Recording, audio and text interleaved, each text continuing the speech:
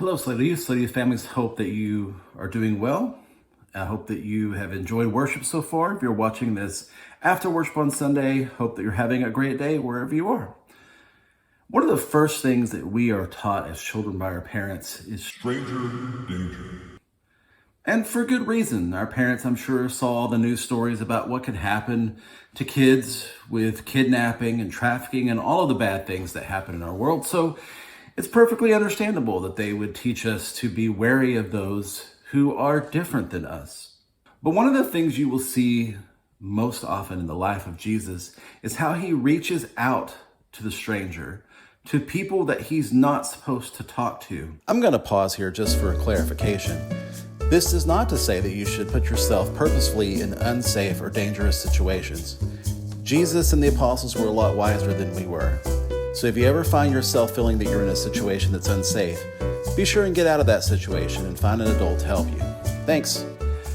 And in our passage today in Acts, we see Philip, a follower of Jesus, doing the exact same thing that he obviously learned from Jesus himself.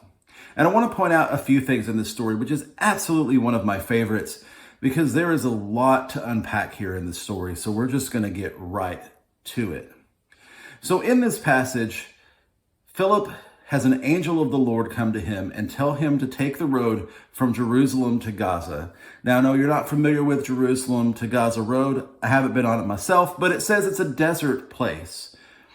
And along the way, he encounters an Ethiopian man, someone who is obviously not of the same ethnic background that he is.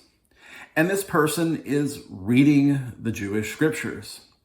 And it's also by the leading of God that he is told to go and be beside the chariot of this man and to walk along beside him. This person who the story tells us is a eunuch. Now, without going into too much details about what a eunuch is, the important thing to know is a eunuch was barred from the temple as a Jewish seeker. He would have not been allowed to go into the temple area. His body itself was considered off limits and unclean and an abomination not fit of being in the temple.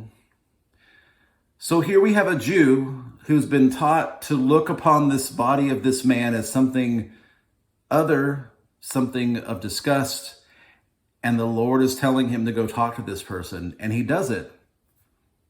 Now, lest we think that this is Philip looking down on this person from Ethiopia, we also have to think about the opposite. This person from Ethiopia was rich. It says he was the treasurer of the queen. He was riding in a chariot. So he obviously had lots of money. And to his surprise, as he's driving down the road reading the scripture, a man comes up to him who, if you read earlier in the story, has been fleeing persecution and is out in the desert. Probably hasn't showered for days. Probably hasn't eaten much. Probably looks pretty sweaty and disgusting and gross and filthy and stanky. And yet when this man comes up to his chariot, he invites him into the chariot.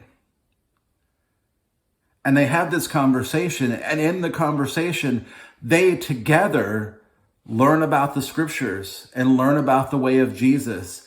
And when they come upon water, the Ethiopian man asks to be baptized, and Philip does it. And God works in both of their lives. Who are the people in our lives that disgust us?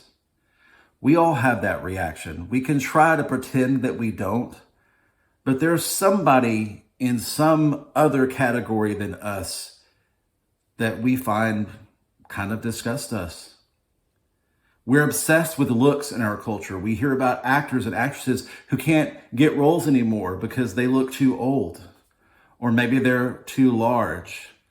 And we hear all of these things, and in some senses, we are recoiled by them too. We may pretend to be outraged, but we all have our biases that we reflect, and we don't often think about them. But Jesus came to break all of those down, to put us in situations where we encounter others who are different than us and we learn from them.